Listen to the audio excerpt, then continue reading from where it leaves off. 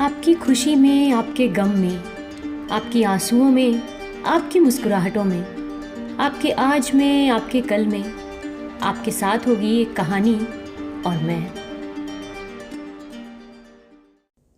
जगत्तारिणी एक एक करके लड़के से सब कुछ सुनकर लंबी सांस छोड़कर बड़ी देर तक स्तब्ध ही रहीं। उसके बाद बोली, ये सब मेरे ही दुर्भाग्य का फल है। पर लोकगत पति को याद करके उन्होंने कहा, मैं खुद तो सारा जीवन इसी तरह जलती भूनती रही हूँ। अब जो दिन आगे बाकी हैं उनमें भी यदि लड़के लड़की के कारण न जलना पड़ा तो मेरे पापों का पूरा प्रायश्चित कैसे होगा। अच्छा बेटा, तुमको जो पसंद हो उसी के साथ बहन का ब्याह कर दो। मैं अब कुछ न बोलूँगी। फिर एक लंबी सांस लेकर उन्होंने कहा, मन अंतर्यामी है, इसीलिए अचानक उसका आना सुनकर ही उस दिन मेरी छाती धड़क उठी थी। लेकिन ज्योतिष ने कोई बात नहीं कही। वो मन ही मन समझ रहा था कि काम इतना सहज नहीं है, इसीलिए जो कुछ हो गया है वो हो ही गया। कहकर आंखें बंद करके बैठे रहने से ही काम न चलेगा। हो सकता है कि एक दिन उस चरित्रहीन के पास खुद जाकर उसे समझा बुझाकर लौटा लाना पड़े। कल सारा दिन उसने सरोजिनी को एक बार भी कमरे से बाहर आते हुए नहीं देखा, लेकिन आज तीसरे पहर चाय पीने के लिए बाहरी कमरे में प्रवेश करते ही उसने देख लिया कि पहले से ही सरोजिनी आ गई है और शशांक मोहन के साथ धीरे धीरे बातचीत कर रही है। ज्योतिष पास आकर एक कुर्सी खींचकर बैठ गया। यद्यपि बहन के श्रीहीन मलिन मुख की तरफ देखने पर उसे कुछ भी समझना बाकी न रहा, तो भी उसकी छाती पर से मानो एक भारी पत्थर उतर गया। खा पी लेने के बाद भी बड़ी देर तक बहुत सी बातें हुईं, लेकिन उस दिन की किसी ने भी चर्चा नहीं की। संध्या के बाद बहुत कुछ स्वच्छंद चित्त से बहन को चले जाते देखकर ज्योतिष ने मन ही मन कहा, दुर्घटना को मैंने जितने बड़े रूप में अनुमान किया था वो उतने बड़े रूप में नहीं है। हो सकता है कि थोड़े ही समय में सब कुछ ठीक हो जाएगा। उस दिन बड़ी रात तक दोनों मित्रों में बातचीत होती रही, यहाँ तक कि ज्योतिष ने अपनी आशा की बात भी इशारे से व्यक्त कर दी। वस्तुतः सरोजिनी अपने प्रथम झमेले को संभाल लेने के बाद भी सतीश के इतने बड़े घृणित आचरण के साथ मन ही मन शशांक मोहन की तुलना करके ना देखेगी, ये बात दोनों को ही एक तरह असंभव सी मालूम हुई। दूसरे दिन दोपहर को खाने पीने के बाद सरोजिनी अपने ऊपर वाले सोने के कमरे के खुले जंगले के पास एक कुर्सी पर बैठकर रास्ते की तरफ देख रही थी। एकाएक उसे मालूम हुआ कि कुछ दूर पर एक माल असबाब से लदी बैलगाड़ी के पीछे पीछे जो दो आदमी छाता लगाए चले जा रहे हैं, उनमें से एक बिहारी है। सरोजिनी सतर्क होकर खिड़की के छड़ पकड़कर खड़ी हो गई। गाड़ी धीरे धीरे उसकी खिड़की के सामने आ पहुंची और एक आदमी ने मुंह ऊपर उठाकर देखा तो साफ तौर से मालूम हो गया कि वो बिहारी है। सरोजिनी ने हाथ हिलाकर उसे बुलाया तो तुरंत ही बिहारी अपने साथी को आगे बढ़ने को कहकर छाता बंद करके खिड़की के नीचे आ खड़ा हुआ। सरोजिनी ने कहा, बिहारी, घुसने के साथ ही बाईं तरफ सीढ़ी है, ऊपर चले आओ। उस समय घर के सभी लोग दिवा निद्रा में पड़े हुए थे। बिहारी तुरंत सीढ़ियों से सरोजिनी के कमरे में ऊपर चला गया और उसको प्रणाम करके पैरों की धूली माथे पर चढ़ा ली। सरोजिनी ने मन ही मन आशीर्वाद देकर कहा, तुम लोगों की गाड़ी तो रात को 11 बजे के बाद मिलेगी, अभी तो बहुत समय है। रसोईया महाराज साथ ही है, वो सब सामान कुली से उतरवा लेगा, तुम जरा बैठो। बिना पूछे ही वो समझ गई थी कि सतीश यहाँ का डेरा छोड़कर कहीं दूसरी जगह जा रहा है। बिहारी अपनी चादर के छोर से माथे का पसीना पोंछकर नीचे भूमि पर बैठ गया। थोड़ी देर तक मौन रहकर सरोजिनी ने इस प्रकार भूमिका बांधकर कहा, अच्छा बिहारी, तुम तो कभी ब्राह्मण की लड़की के सामने झूठ नहीं बोलते। बिहारी ने जल्दी से जीभ काटकर कहा, बाप रे, ऐसा करने से क्या मेरी रक्षा होगी बहन जी? 7 जन्म काशीवास करने पर भी तो ये पाप दूर न होगा। सरोजिनी ने स्निग्ध दृष्टि से इस देहाती धर्म भीरू बूढ़े के मुख की ओर देखकर स्नेह भरी हंसी के साथ कहा, ये बात तो मैं जानती हूँ बिहारी, तुम कभी झूठ नहीं बोलते, लेकिन मैं जो कुछ पूछूंगी वो तुम किसी से बता न सकोगे, अपने बाबू से भी नहीं। बिहारी ने कहा, मुझे किसी से कहने की आवश्यकता क्या है बहन जी। सरोजिनी ने थोड़ी देर तक मौन रहकर असल बात को उठाया। पूछा, अच्छा सावित्री कौन है बिहारी? बिहारी ने सरोजिनी के मुख की ओर देखकर कहा, मेरी सावित्री बेटी की बात पूछ रही हो बहन जी? मैं नहीं जानता बहन जी कि वो मेरी बेटी, जिसे मैं जननी की तरह आदर देता था, किसके शाप से पृथ्वी पर जन्म लेकर कष्ट पा रही है। मेरी लड़की तो मानो लक्ष्मी की प्रतिमा है। बहुत दिन हो गए, बिहारी को सावित्री का नाम तक मुंह से निकालने का अवसर नहीं मिला था। उसका कंठस्वर गीला हो गया और नेत्रों की दृष्टि धुंधली हो गई। सावित्री का उल्लेख होते ही बूढ़े का मनोभाव इस प्रकार बदलते देखकर सरोजिनी आश्चर्य में पड़ गई। बिहारी ने धीरे से आंखें पोंछकर कहा, जिस दिन वो मेरी बेटी राखाल बाबू के मेस में दासी वृत्ति करने के लिए आई, उस दिन उसको देखकर सब लोग अवाक हो गए। उसके मुख पर बराबर ही हंसी खिली रहती थी। राखाल बाबू थे मैनेजर और मैं था नौकर, लेकिन उसकी दृष्टि में सभी समान थे। सभी का समान आदर यत्न करती थी। फिर भी कभी मैंने उसे उदास नहीं देखा बहन जी। बूढ़ा मानो अपना संपूर्ण हृदय खोलकर बातें कर रहा था, इसीलिए उसके स्वाभाविक भक्ति उच्छ्वास से सरोजिनी मुक्त हो गई और उसके विद्वेष की ज्वाला भी मानो पिघलकर आधी हो गई। बिहारी कहने लगा, बहन जी, शास्त्र में लिखा है लक्ष्मी जी ने एक बार किसी अपराध के कारण विष्णु की आज्ञा से दासी वृत्ति की थी। मेरी बेटी भी मानो वैसी ही किसी दोष से नौकरी करने आई थी और तरह तरह के दुख पाकर अंत में चली गई। जिस दिन वो चली गई वो दिन मानो अब तक मेरे भी हृदय में गुथा हुआ है बहन जी। सरोजिनी ने धीरे से पूछा, वो अब कहाँ है बिहारी? बिहारी ने इस प्रश्न का कोई उत्तर नहीं दिया। उसके मुंह की ओर देखकर वो चुप हो गया। सरोजिनी ने फिर से पूछा, क्या तुम नहीं जानते बिहारी? बिहारी इस बार सिर हिलाकर बोला, ठीक ठीक तो मैं नहीं जानता, लेकिन फिर भी कुछ जानता हूँ। लेकिन वो बात बताने का तो वो मना करके गई हैं, मैं तो बता न सकूँगा। सरोजिनी ने पूछा, मना क्यों कर गई है? क्यों कर गई है ये तो बिहारी स्वयं भी समझ नहीं सका था। फिर भी इस निषेध को बहुत दिन तक मानकर चलना वो किस प्रकार है ये जान न सकना, उसको इस जीवन में फिर एक बार आंखों से न देख सकना, ये सब बिहारी के लिए कितना असह्य था, इसे वो स्वयं ही जानता था। विशेषतः जब भी किसी बातचीत में सतीश की तीखी कड़ी व्यंग भरी बातें सावित्री के विरुद्ध सुनता, तब सभी बातें खोलकर बता देने के लिए उसके मन में आंधी सी बहने लगती। लेकिन इस पर भी बूढ़े ने आज तक अपनी शपथ को भंग नहीं किया। यदि किसी दिन असहाय जान पड़ा तो उसी क्षण इसी बात का स्मरण किया है कि सावित्री जब स्वयं ही चुपचाप इतना बड़ा कलंक ढो रही है, तब अवश्य ही इसके भीतर कोई विशेष बात है जो उसकी बुद्धि के परे है। सावित्री के प्रति उसकी श्रद्धा और विश्वास का अंत नहीं था, लेकिन अब एक दूसरी लड़की उस बात को जान लेने के लिए उत्सुकता प्रकट करने लगी। तब सारी बातें कह देने के लिए उसके हृदय में भी उथल पुथल सी मच गई। कुछ देर चुप रहकर उसने कहा, मैं बता सकता हूँ बहन जी, यदि तुम मेरे बाबू से ना कहो। सरोजिनी मन ही मन बड़े ही आश्चर्य में पड़ गई। बिहारी जानता है, लेकिन सतीश नहीं जानता, और उसी को बताने की विशेष रूप से सावित्री ने मनाही की है। इसका क्या कारण है? वो सोचने पर भी ये समझ न सकी। उसने कहा, नहीं बिहारी, मैं किसी को नहीं बताऊंगी, तुम कहो। बिहारी पल भर मौन रहा। फिर संभवतः ये सोचकर कि इस काम के असत्य का पाप उसको स्पर्श करेगा या नहीं, वो धीरे धीरे कहने लगा, सावित्री सतीश को प्राणों से अधिक स्नेह करती थी और इसी कारण राखाल बाबू ने डाह से झगड़ा करके सतीश को डेरा छुड़वा देने के लिए बाध्य किया था। और सतीश बाबू कभी कभी शराब भी पीते थे, इत्यादि कोई भी बात उसने नहीं छिपाई। सरोजिनी मंत्रमुग्ध की भांति सारी बातें सुनती रही। संभवतः ऐसे एकाग्रचित्त से, इतने ध्यान से और किसी ने भी किसी की बातें नहीं सुनी होंगी। जिस राखाल बाबू से शशांक मोहन को खबर मालूम हुई थी, संयोगवश उस मनुष्य का इतिहास भी सरोजिनी से छिपा न रहा। सावित्री का घर कहाँ है या उसके नहर या ससुराल का परिचय क्या है, इन सब का पता तो बिहारी न दे सका। फिर भी उसने बार बार ये बात कही कि वो ब्राह्मण की लड़की है, विधवा है, सुंदरी है, लिखना पढ़ना जानती है। केवल भाग्य के फेर से वो दासी वृत्ति करने के लिए आई थी।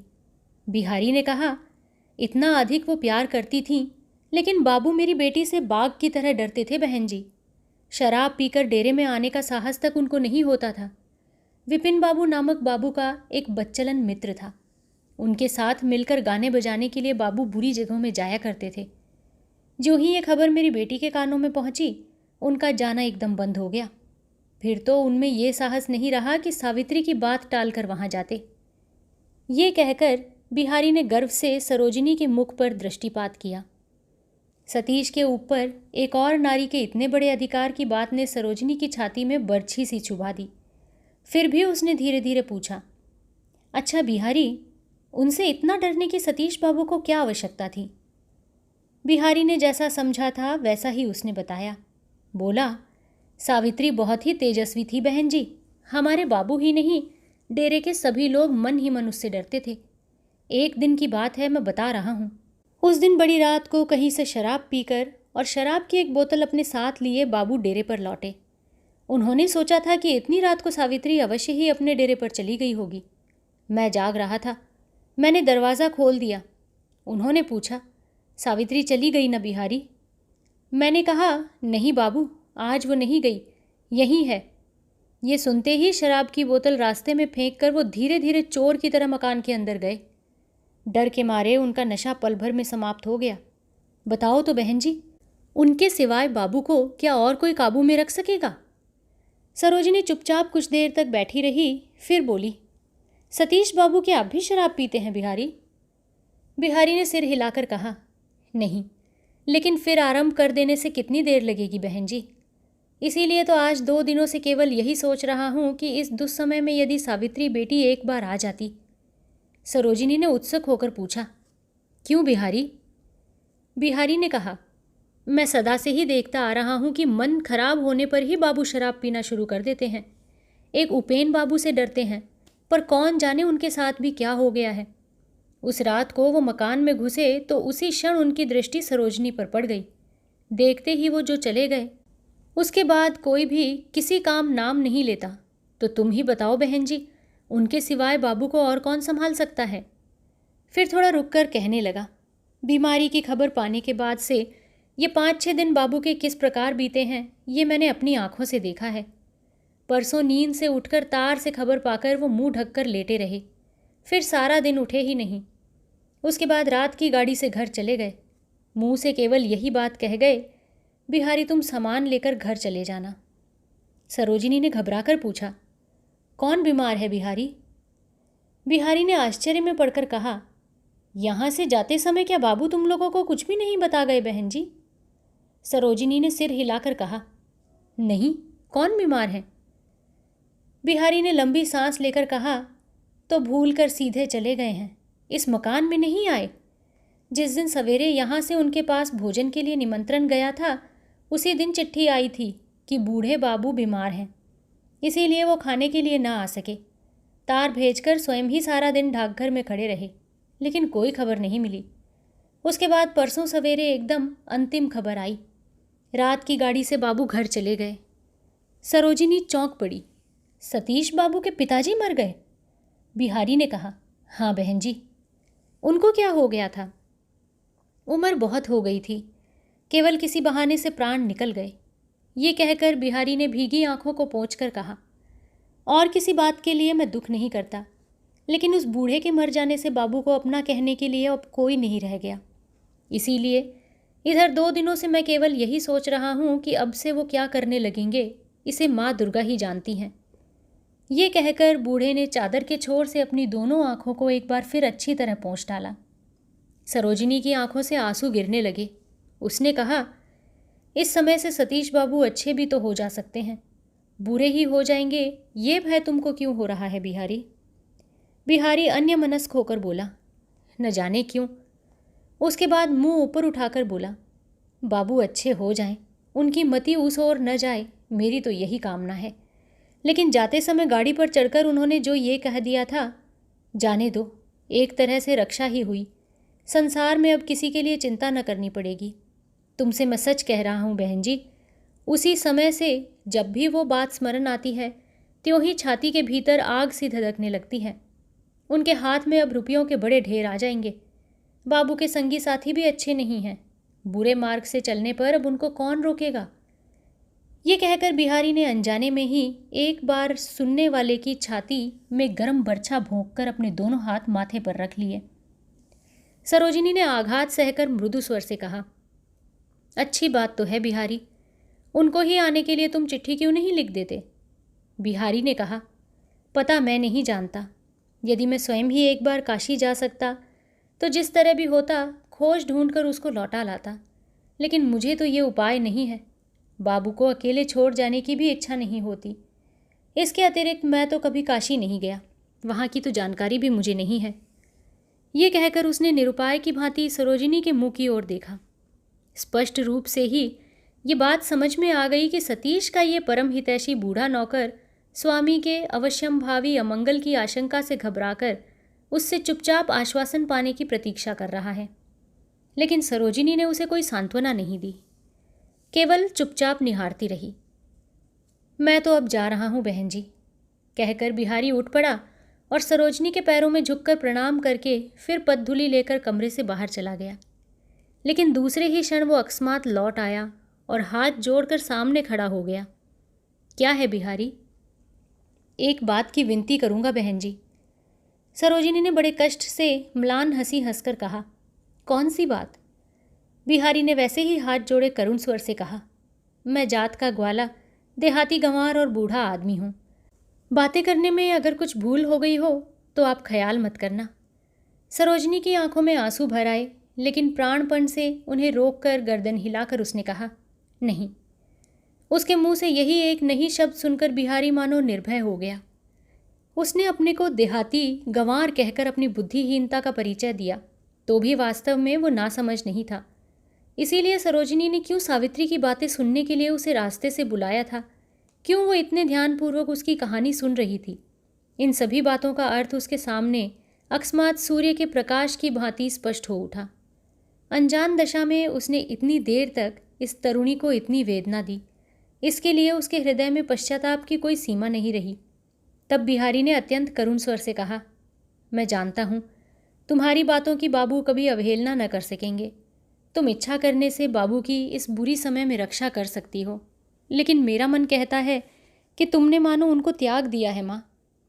बिहारी ने यही पहली बार सरोजिनी को माँ संबोधन किया। माँ कहकर अपना काम बनाने की युक्ति बूढ़ा खूब जानता था। सरोजिनी के आंसू रोकने पर भी अब न रुके।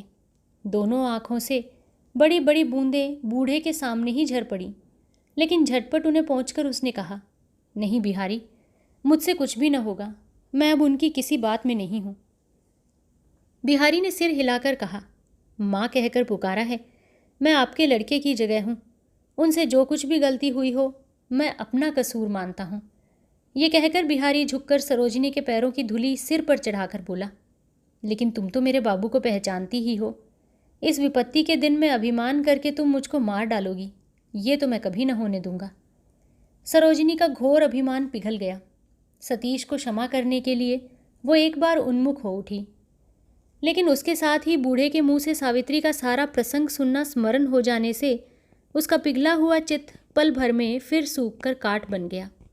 उसने गर्दन हिलाकर शांत कठोर स्वर से कहा, बिहारी तुम डरो मत। सावित्री के आ जाने से ही फिर सब कुछ ठीक हो जाएगा, लेकिन तुम लोगों का कुछ भी उपकार न होगा। ये निष्ठुर प्रत्युत्तर सुनने के लिए बिहारी बिल्कुल तैयार नहीं था। अपने सर्वविजयी प्रेम के सामने ये सूखा कंठ स्वर ऐसा कठोर होकर सुनाई पड़ा कि वो कुछ क्षण के लिए विभल की भांति केवल ताकता रहा। उसके बाद फिर एक भी बात न कहकर फिर एक बार प्रणाम करके वो बाहर निकल गया। क्षय रोग से ग्रस्त पत्नी को लेकर उपेंद्र 5-6 महीने तक नैनीताल में रहकर अभी कुछ दिन हुए बक्सर लौट आए हैं। ये है सुरबाला की अंतिम इच्छा। उस दिन संध्या के बाद स्निग्ध दीपक के प्रकाश में बड़ी देर तक मौन देखते रहने के बाद ये परलोक की यात्री धीरे धीरे पति के हाथ पर अपना दायां हाथ रखकर बोली, तुम्हारी बातों पर अब किसी दिन संदेह नहीं होता। आज मुझे एक बात सच्चाई के साथ बता दोगे? भुलावे में नहीं डालोगे ना? उपेंद्र ने स्त्री के मुंह पर झुककर कहा, कौन बात पशु? सुरबाला पल भर चुप रहकर बोली, तुमको मैं फिर पाऊंगी तो? उपेंद्र ने स्त्री के माथे पर से रूखे बालों को हटाकर शांत दृढ़ स्वर से कहा, अवश्य पाओगी। अच्छा, कितने दिनों में पाऊंगी? मैं तो शीघ्र ही जा रही हूँ, लेकिन उतने दिनों तक कहाँ तुम्हारे लिए बैठी रहूँगी? स्वर्ग में रहोगी, वहाँ से मुझे बराबर देख सकोगी, लेकिन मैं अकेली किस तरह रहूँगी? अच्छा, सभी डॉक्टर जवाब दे चुके हैं। ऐसी कोई दवा नहीं है जिससे मैं बचूं। मेरे चले जाने से तुमको बहुत कष्ट होगा।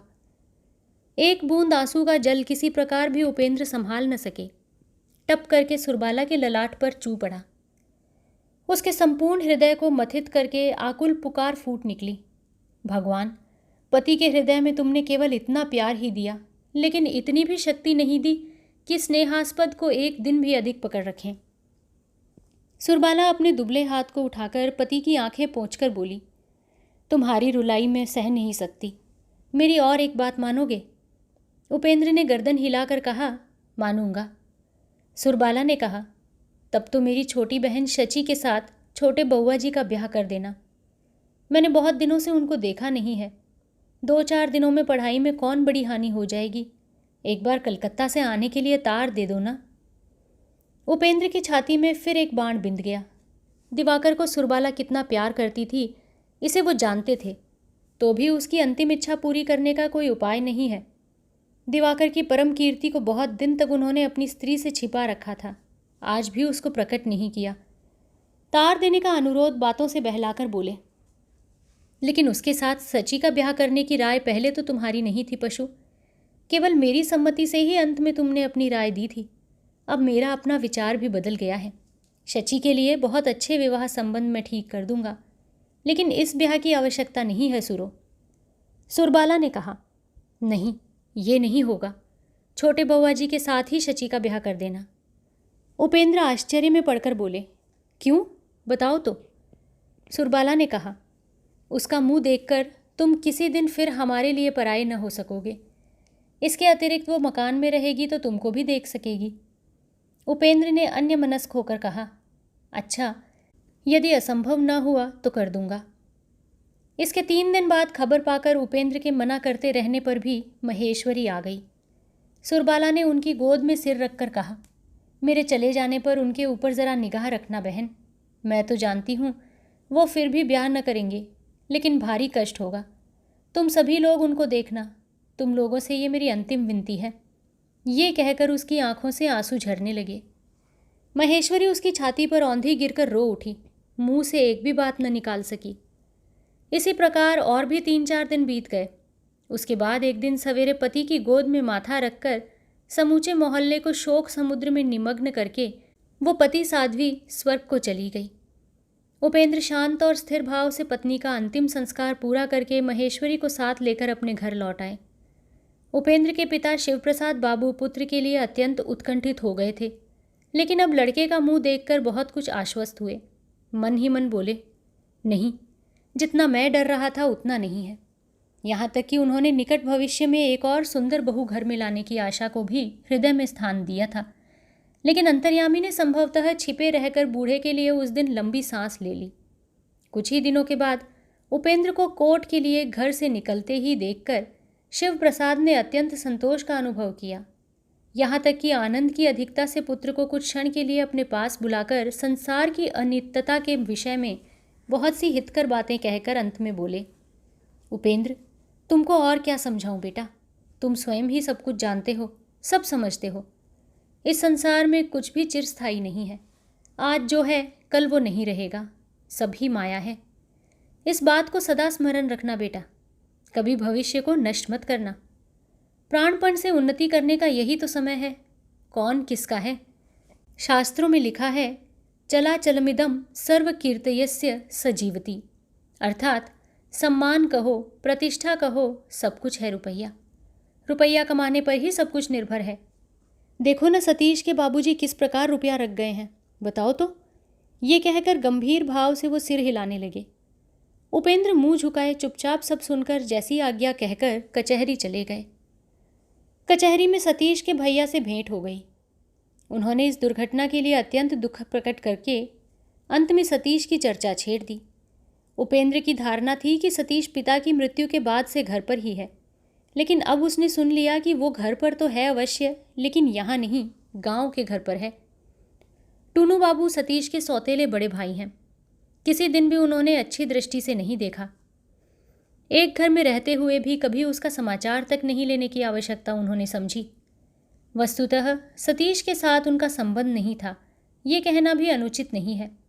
पिता की मृत्यु होने से आधे का हिस्सेदार बनकर वो भैया की और भी विष दृष्टि में पड़ गया है। वो बोले, इसके बीच ही प्रायः 30,000 रुपया खर्च करके उसने खूब ही बड़ी 2 डिस्पेंसरियाँ खोल दी हैं। 100 रुपये मासिक वेतन पर डॉक्टर रख लिया है। इसके अतिरिक्त मकान तक को भी अस्पताल में परिणत कर दिया है। उपेंद्र ने सहज भाव से कहा, हाँ, ये उसकी इच्छा बहुत दिनों से थी, केवल रुपये के अभाव से ही वो इतने दिनों तक ये काम न कर सका था। टूनू बाबू ने व्यंग करके तनिक हंसकर कहा, ऐसा तो मुझे भी जान पड़ता है उपेन, लेकिन केवल डिस्पेंसरी खोलने की इच्छा ही तो तुम जानते थे, उसके साधन भजन का अर्थ तो तुम नहीं जानते थे। उपेंद्र ने आश्चर्य में पढ़कर पूछा, साधन भजन कैसा? टूनू बाबू बोले, यही जैसे चक्र, कारण, पंचमकार इत्यादि।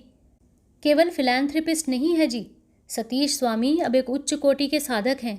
गेरुआ वस्त्र पहनते हैं, बड़ी बड़ी दाढ़ी मूछ है, रुद्राक्ष की माला, ललाट पर सिंदूर का तिलक, सदा ही घूमते हुए नेत्र। उसका एक हस्ताक्षर लेने के लिए रास बिहारी को मैंने भेजा था। वो तो डर के मारे 2 दिन पास तक जा नहीं सका था। और इस चिट्ठी को पढ़कर देखो, उसके नौकर बिहारी ने मेरे पास लिख भेजी है। अभी तक उत्तर नहीं दिया गया है, इसलिए पॉकेट में ही ये घूम रही है। ये कहकर उन्होंने एक पीले रंग का मुड़ा हुआ कागज़ निकालकर उपेंद्र के सामने रख दिया। निरुपाय होकर बिहारी ने सतीश के बड़े भाई के पास उपाय करने की याचना करके चिट्ठी भेजी है। संभवतः उसने गांव के किसी अनजान लड़के को पकड़कर चिट्ठी लिखवा ली है। आदि से अंत तक चिट्ठी पढ़ी नहीं जा सकी, लेकिन जितनी पढ़ी गई उतनी ही ने उपेंद्र को बड़ी देर तक स्तंभित कर दिया। उसके बचपन का सुहृद, उसका दायां हाथ, उसका छोटा भाई वही सतीश आज अधपतन के इतने निम्न स्तर पर उतर गया है कि गांव में खुले तौर से ये सब विभत्स कीर्तियां करते घूमते रहने में लज्जा अनुभव तो करता ही नहीं, वरन धर्म साधना कर रहा है। संभवतः उस उल्टा दासी से भी सहयोग कर लिया है। इसके अतिरिक्त बिहारी की चिट्ठी के भाव से ये भी समझने में आता है कि गांव के निकम्मे कुछ लोग भी उसके साथ जुट गए हैं। उपेंद्र अन्यमनस्क होकर चिट्ठी पॉकेट में डालकर कचहरी से घर लौट आए। टूनू बाबू को लौटा देने की बात उसको स्मरण ही न रही। बिहारी ने चिट्ठी डाक में छोड़ दी। आरंभ में कई दिनों तक वो स्वयं टूनू बाबू की प्रत्याशा में उतावला हो रहा था। बाद को एक उत्तर के लिए अधीर होकर दिन बिताने लगा, लेकिन दिन पर दिन बीत गए, नहीं आए बड़े बाबू, नहीं आया उनका उत्तर। विशेषतः ठाको बाबा के अत्याचार से ही बिहारी परेशान हो उठा है। ये है तांत्रिक साधु सिद्ध पुरुष, सतीश के मंत्र गुरु हैं। 8 पहर मदिरा और गांजा सेवन करने से स्वभाव दुर्वासा से ही उग्र हो चला है। मुंह इतना खराब है कि केवल क्रोध करने की दशा में ही नहीं, उनकी स्वाभाविक मानसिक अवस्था की बातचीत में भी कानों में उंगली डाल देनी पड़ती है। लेकिन यही है संभवतः तांत्रिक सिद्ध साधु का लक्ष्य। इसके अतिरिक्त सतीश के गुरु भी तो हैं। बिहारी अपनी ओर से इनके प्रति कम श्रद्धा भक्ति नहीं रखता था, लेकिन पहले ही बताया जा चुका है कि सतीश के किसी प्रकार के अनिष्ट की गंध पाते ही बिहारी हिताहित का ज्ञान खो बैठता है। गुरु बाबा के प्रशिक्षण में सतीश और उसके दल के निशीथ की निभृत चक्र साधना और उससे भी अधिक निभृत अनुसार्गिक अनुष्ठान इतने दिनों तक बिहारी ने किसी प्रकार सहन कर लिया था। लेकिन जिस दिन मदिरा और गांजा बाबा का प्रसाद पा गया, उस दृश्य को ये बूढ़ा नौकर किसी तरह भी सह न सका। सतीश की अनुपस्थिति में वो कमरे में घुसकर उनकी पद्धुली लेकर हाथ जोड़ भक्तिपूर्वक बोला, बाबा, आप दिन के समय फिर कभी बाबू को गांजा शराब मत पिलाइएगा। आग में घृताहुति पड़ गई है। बाबा एक ही क्षण में 7वें सुर पर चढ़कर बोला, तू साला मदिरा कहता है? बिहारी ने विनीत स्वर से कहा, क्या जानूं बाबा, हमारे देश में तो उसे मदिरा ही कहते हैं। बाबा ने कहा, मदिरा? लेकिन साले, इससे तेरा क्या बनता बिगड़ता है? तू बोलने वाला कौन है? बिहारी को भी बाबा जी की बातें असह्य होती जा रही थीं। उसने भी दृढ़ स्वर से कहा, मैं हूँ बाबू का नौकर। वाह रे मेरे नौकर, कहकर बाबा जी अश्लील गाली गलौज सुनाकर दांत कटकटाकर बोल उठे, लेकिन मैं हूँ तेरे बाबू का भी बाबा, ये क्या तू नहीं जानता? बिहारी बैठा हुआ था, झटपट उठा और चिल्लाकर बोला, खबरदार, मेरे सामने तुम ये सब बातें मत कहो, बताए देता हूँ। ठाको बाबा तो यूं ही दिन रात प्रायः बदहवास ही रहा करते थे। बिहारी के तिरस्कार से बिल्कुल ही कर्तव्य ज्ञान से शून्य हो गए। बोले, तू क्या करेगा रे साले? ये कहकर सामने की खड़ाऊ उठाकर बिहारी का सिर ताक कर उन्होंने जोर से फेंक दिया।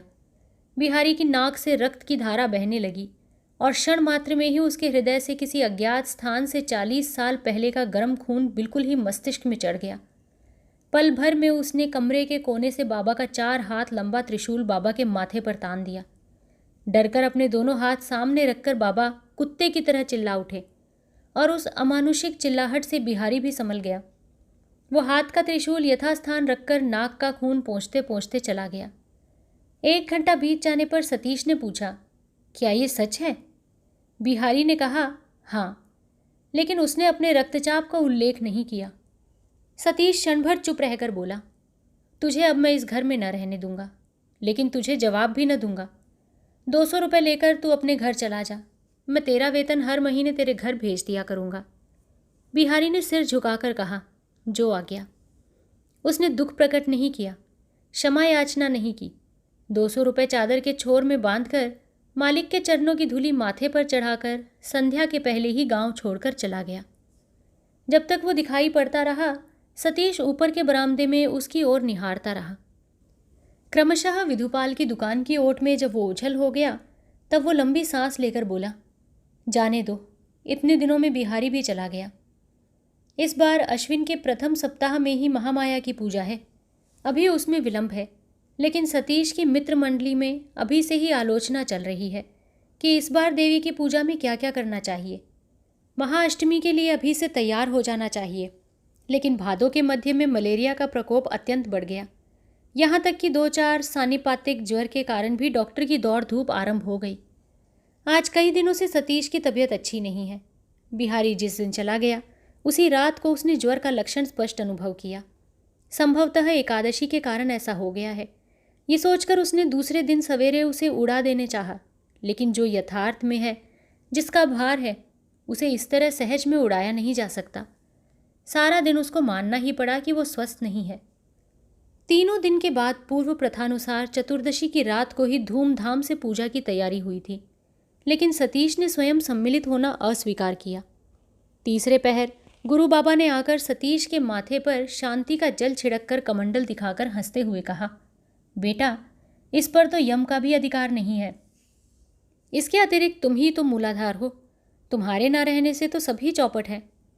गुरुजी की बात को सतीश टालता नहीं था, इसीलिए अपनी इच्छा के विरुद्ध ही वो सहमत हो गया। वास्तव में बिहारी को विदा करने के बाद से ही उसे कुछ अच्छा नहीं लग रहा था। यद्यपि किसी प्रकार उसको विश्वास नहीं होता था कि बिहारी बिल्कुल ही चला गया है, फिर नहीं आएगा। तथापि जितना शीघ्र हो सके उसको फिर पाने के लिए उसका हृदय व्याकुल हो उठा। इसके अतिरिक्त एक और चिंता उसके भीतर ही भीतर कष्ट दे रही थी। कौन जाने बिहारी अपने ही घर गया है या हम लोगों के पश्चिम वाले मकान पर गया है। कहीं ऐसा न हो कि सारी बातों का प्रचार करके कोई बखेड़ा मचाने की चेष्टा करता हो या और कोई चाल चल रहा हो। जो भी हो, उसे फिर एक बार आंखों से देखे बिना सतीश बिना किसी प्रकार भी चैन नहीं पा रहा था। संध्या के पूर्व ही 2 मंजिले के कमरे में एकत्र होकर 2-1 प्याले पी लेने पर सतीश का वो निर्जीव भाव कट गया था, लेकिन फिर भी हृदय की ग्लानि उसे भीतर ही भीतर पीड़ा दे रही थी। ठीक उसी समय पास के कमरे में बिहारी की आवाज़ सुनकर सतीश पुलकित हो उठा और आश्चर्य से चौंक पड़ा। उसने पुकारा, बिहारी है क्या रे? बिहारी दरवाजे के निकट आकर श्रद्धा के साथ बोला, जी हाँ, क्या आज्ञा है?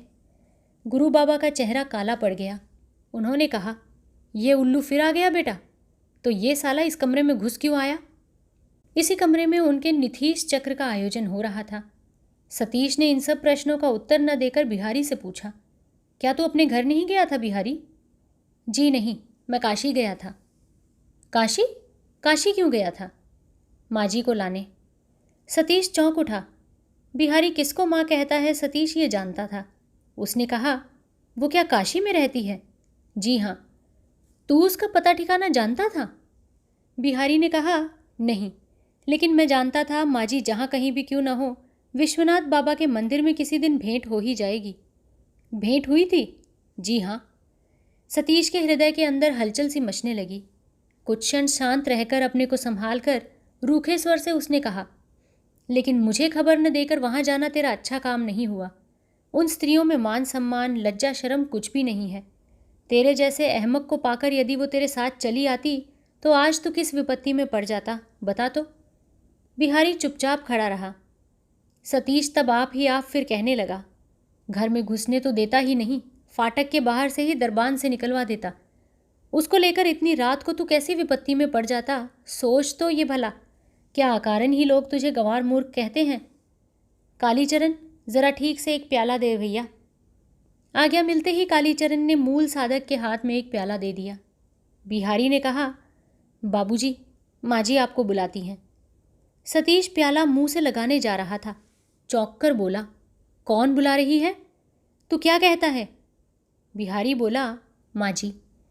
सतीश हदबुद्धि की भांति हाथ की प्याली को नीचे उड़ेल कर बोला, तेरे साथ आई है क्या? तो तूने पहले क्यों नहीं बताया? बिहारी ने उसका उत्तर न देकर फिर कहा, वो इसी क्षण आपको बुला रही हैं। सतीश ने धीमे स्वर से कहा, तू जाकर कह दे बिहारी, बाबू को बुखार हो गया है, इसलिए बाहर के कई इष्ट मित्र उनको देखने आए हैं। आध घंटे बाद आऊँगा, जा कह दे। बिहारी ने अपने हाथ से दरवाजे की ओर संकेत से दिखाकर धीरे से कहा, माँ जी यहीं तो खड़ी हैं, एक बार बाहर चले आइए। सतीश ने चौंक कर उंगली के संकेत से पूछा, इसी कमरे में? बिहारी ने गर्दन हिलाकर कहा, हाँ यही तो है। सतीश झटपट 2-4 लौंग इलायची मुंह में डाल उठ पड़ा। धीरे धीरे बाहर जाकर उसने देखा कि उसके पास के दरवाजे की आड़ में ही सावित्री के आंचल का छोर दिखाई पड़ रहा है। वो अपने कानों से ये सब बातें सुन चुकी है, इसमें कुछ भी संदेह उसे नहीं रहा। उसकी इच्छा हो रही थी कि मूर्ख बिहारी के गाल पर अच्छी तरह 2 थप्पड़ जमा दे। सावित्री ने झांक कर धीरे से कहा, भीतर आओ। इस कंठस्वर के सुर से मानो उसके हृदय के सब तार बंधे थे। सभी एक ही साथ बज उठे। उसके कमरे में घुसते ही सावित्री ने कहा, तुम कह रहे थे कि बुखार हो आया है? सतीश ने सिर हिलाकर कहा, बुखार तो आ ही गया है। कहाँ देखूं? कहकर सतीश के पास आकर हाथ बढ़ाकर उसके ललाट का ताप अनुभव करके वो चौंक पड़ी। बोली, हाँ सचमुच ही बुखार है, शरीर मानो जल रहा है। आओ मैं बिछौना बिछा देती हूँ, चलो कमरे में सो जाओ। बिहारी, बाबू के कमरे में जाकर ज़रा बत्ती जला दे। ये कहकर तिमंजिले की सीढ़ियों की ओर बढ़ चली। उसने इस घर में आते ही बाबू का शयन गृह बिहारी से पूछ लिया था। पलंग पर बिछौना तैयार ही था। केवल आंचल से ज़रा झाड़ते ही सतीश शांत बालक की भांति नेत्र बंद करके लेट गया। सिरहाने और पैरों की ओर की दोनों खिड़कियां बंद करके उसने बिहारी से पूछा, साधु बाबा किस कमरे में रहते हैं? बिहारी ने पास का कमरा दिखा दिया तो सावित्री ने कहा, उनकी क्या क्या वस्तुएं हैं वहाँ नीचे रखाओ बिहारी। बाहर तो कितने ही कमरे खाली पड़े हैं, उनमें से किसी एक में वो खूब अच्छी तरह रह सकते हैं। बिहारी चला जा रहा था। सावित्री ने पुकार कर कहा, और बाबू को जो लोग देखने आए थे उनको भी जाने को कह देना। कहना बाबू को खूब ज्वर आया है, अब नीचे उतर न सकेंगे। सतीश किसी बात में भी सम्मिलित नहीं हुआ, मुंह छिपाए लेटा रहा। बिहारी वीर की भांति दर्प दिखाता हुआ आदेश का पालन करने चला गया। उसके चले जाने पर सावित्री ने कहा, अब तुम उठना मत, मैं खाने पीने की व्यवस्था ठीक करके आती हूँ। ये कहकर द्वार बंद करके वो दबे पांव चली गई। उसे भय था कि साधु बाबा विद्रोह कर बैठेंगे, इसलिए वो छिपे तौर से दरवाजे की आड़ में जा खड़ी हुई थी। दूसरे ही क्षण उस ओर के दरवाजे से प्रवेश करके बिहारी ने जोर से कहा, माँ जी ने कहा है आप लोग घर चले जाइए, बाबू का ज्वर बढ़ गया है, आज वो नीचे न उतरेंगे। फिर बाबा जी को लक्ष्य करके बोला, महाराज जी, तुम्हारी चीज़ वस्तु नीचे निवारण के कमरे के पास वाले कमरे में रख देने की आज्ञा माँ जी ने दे दी है, तुमको अब से वहीं रहना पड़ेगा। बाबा ने उग्रता नहीं दिखाई। उन्होंने शांत भाव से पूछा, माँ जी कौन है बिहारी? बिहारी ने कड़े स्वर से उत्तर दिया, इस पूछताछ की तुम्हें क्या आवश्यकता है महाराज जी, जो कह रहा हूँ वही करो। मन ही मन बोला, कौन है इसका पता तुमको लग जाएगा। बिना पैसा खर्च किए ही शराब गांजा पीकर खड़ाऊ मारने की कसर कल मैं निकालूंगा। सभी हतबुद्धि की भांति एक दूसरे के मुंह की ओर ताकने लगे और उठने की तैयारी करने लगे। कोई भी समझ न सका कि क्या बात है, लेकिन आदेश जब सच्चे आदेश के रूप में अकुंठित रूप से निकल आता है तो वो किसी के ही मुंह से क्यों ना आया हो, लोग निश्चित रूप से समझ जाते हैं कि इसको न मान लेने से काम नहीं चलेगा। बिहारी ने रसोई घर में जाकर देखा, सावित्री रसोईया महाराज से दूध गर्म कराने का उद्योग कर रही है। उसने कहा, रात हो गई, अभी तो तुमने स्नान संध्या पूजा नहीं की, दिन भर गाड़ी में एक बूंद पानी तक तुमने नहीं पिया। चलो पहले तुमको स्नान की जगह दिखा दूं, तब तक बाबू का दूध गर्म हो जाएगा। ये कहकर वो सावित्री को एक प्रकार बलपूर्वक ही ले गया। उसको भेजकर बिहारी ने बाबू के लिए तंबाकू चढ़ाया। हाथ में गुड़गुड़ी लेकर चुपके से किवाड़ ठेलकर बाबू के कमरे में चला गया। सतीश चुपचाप खड़ा हुआ था। आंखें खोलकर बोला, कौन, बिहारी है क्या? हाँ बाबू, तंबाकू चढ़ाकर लाया हूँ। यहाँ वो कहाँ है रे? बिहारी ने कहा, अभी तक एक बूंद पानी उनके मुंह में नहीं गया है, इसीलिए बरबस स्नान के लिए भेजकर तब आया हूं बाबू। सतीश ने कहा, अच्छा किया है, लेकिन तुझे मैं ढूंढ रहा था बिहारी। बिहारी घबरा उठा, बोला, क्यों बाबू, इस समय तबीयत कैसी है? सतीश ने सिर हिलाकर कहा, अच्छी नहीं है बिहारी, इसीलिए मैं तुझे ढूंढ रहा था। दरवाजे में चिटकनी लगाकर मेरे पास आकर ज़रा बैठ। बिहारी दरवाज़ा बंद करके शंकित चित्त से मालिक के पैरों के पास में आकर बैठ गया। सतीश ने पूछा, अच्छा बिहारी, तू ग्रहकोप मानता है? बिहारी ने आश्चर्य से कहा, ग्रहकोप? ग्रहों का दोष भला मैं न मानूंगा? पोथी पत्रा का लिखा क्या कभी झूठ हो सकता है बाबू? सतीश जरा चुप रहकर बोला, इस बार मेरा एक बहुत बड़ा ग्रहकोप है बिहारी। बिहारी सिहर उठा, बोला, नहीं नहीं, ऐसी बात आप मत कहिए बाबू। सतीश ने 2 बार सिर हिलाकर कहा, मुझे पता लग गया है, ये ज्वर मेरा अंतिम ज्वर है, इस बार मैं नहीं बचूंगा। पल भर में बिहारी मालिक के दोनों पैर पकड़कर बोल उठा, इस बात को मुंह से मत निकालिए बाबू, आपकी सारी विपत्ति लेकर मैं ही मर जाऊं तो ठीक हो। मेरी परमायु लेकर आप जीवित रहिए बाबू, नहीं तो हम सभी लोग मर जाएंगे। ये कहते कहते बिहारी जोर से रोने लगा। सतीश ने गंभीर होकर कहा, मरने जीने की बात तो ठीक बताई नहीं जा सकती बिहारी। यदि मैं न भी बचूं, तुझसे मैं जो कुछ पूछता हूं सच सच बताएगा तो? बिहारी ने रोते रोते कहा, मैं आपके पांव छूकर शपथ खा रहा हूं बाबू, एक भी बात मैं झूठ न बोलूंगा। तू कुछ भी छिपाएगा तो नहीं? नहीं बाबू, कुछ भी नहीं। सतीश ने कहा, अच्छा बैठ जा। बिहारी आंखें पोंछकर अपनी जगह पर बैठ गया। सतीश ने पूछा, सावित्री तुझे कहाँ मिली, बता तो? वो तो मैं कह चुका हूँ, काशी में। वहाँ विपिन बाबू के साथ तेरी भेंट हुई थी? बिहारी जीभ काट कर घृणा के साथ बोल उठा, राम राम, वो हरामजादा हम लोगों का कौन है कि उससे भेंट होती बाबू? सतीश ने कहा, लेकिन तूने तो अपनी आंखों से उनको उसके बिछौने पर। बिहारी ने दोनों हाथ उठाकर सतीश की बात पूरी भी न होने दी। एकाएक अत्यंत उत्तेजित होकर अपने गालों पर, मुंह पर कई चपटे मारकर कहने लगा, उसका दंड यही है, यही यही तो भी मैंने बिना जाने ही कह दिया था, इसलिए अब भी 5 आदमियों के सामने मुंह दिखा सकता हूँ, नहीं तो मेरी ये जीभ इतने दिनों में सड़कर गिर गई होती। सतीश ने आश्चर्य में पड़कर कहा, क्या हो गया है तुझे? बिहारी तब लज्जित होकर स्थिर भाव से बैठ गया और एक एक करके सारी बातें कहने लगा। कुछ भी उसने बढ़ाया नहीं, एक बात भी छिपाई नहीं। स्वयं जो कुछ जानता था, मोक्षदा के मुंह से, चक्रवर्ती से जो कुछ सुन चुका था, सावित्री से जो जो बातें हुई थीं, सब एक एक करके उसने स्पष्ट रूप से सुना दी। सतीश पत्थर की मूर्ति की भांति स्तब्ध होकर बैठा रहा। बिहारी के मुंह में अब कोई भी बात नहीं रही। बहुत देर के बाद सतीश ने एक लंबी सांस लेकर कहा, इतने दिनों से ये सब बातें तूने मुझे बताई क्यों नहीं बिहारी? बिहारी ने कहा, कितने ही दिनों से बताने के लिए मेरी छाती मानो फटती जा रही थी बाबू, लेकिन किसी तरह मुंह खोल नहीं सकता था। क्यों, सुनूं तो? माँ जी ने ही सिर की शपथ दिलाकर मना कर दिया था बाबू। सतीश फिर कुछ देर चुप रहकर बोला, अच्छा मान लेता हूँ कि यही बात है, लेकिन उस दिन रात को सावित्री अपने ही मुंह से कह गई थी कि वो विपिन के अतिरिक्त और किसी को नहीं चाहती, उनके ही साथ वो चली जा रही है। इसका क्या अर्थ है बताओ तो? बिहारी बोला, ये बात मैं स्वयं भी समझ नहीं सकता बाबू, फिर भी मैं ठीक जानता हूँ ये झूठ है, झूठ, बिल्कुल झूठ है। यदि ये झूठ न हो तो मेरा एक भी लड़का ना बचे बाबू। माँ जी के जाते समय रोकर मैंने कहा था, क्यों, इस मिथ्या कलंक के बोझ को तुमने स्वयं ही अपने सिर पर उठा रखा है। तो भी माँ जी ने मुझे बता देने की आज्ञा नहीं दी। स्वयं भी रोते रोते उन्होंने मुझसे कहा, बिहारी, मेरे सिर की शपथ है भैया, ये सब बातें बाबू से तुम मत कहना। वो मुझसे घृणा करें और कभी मेरा मुंह न देखें, वही मेरे लिए अच्छा होगा। तो भी उनसे मत बताना कि मैं अपने ही पाँव पर कुल्हाड़ी मारकर चली गई हूँ। ये कहकर उस रात की करुण स्मृति की पीड़ा में बिहारी टप टप आंसू गिराकर रोने लगा। लेकिन स्वामी की आंखों से भी आंसू की धारा बह रही थी। बूढ़ा नौकर वो देख न सका। बहुत देर बाद सतीश ने धीरे से आंसू पोंछकर कहा, तू समझ नहीं सकता बिहारी, लेकिन मैं समझ गया हूँ कि किस लिए उसने अपने ही पाँव पर कुल्हाड़ी मार दी थी।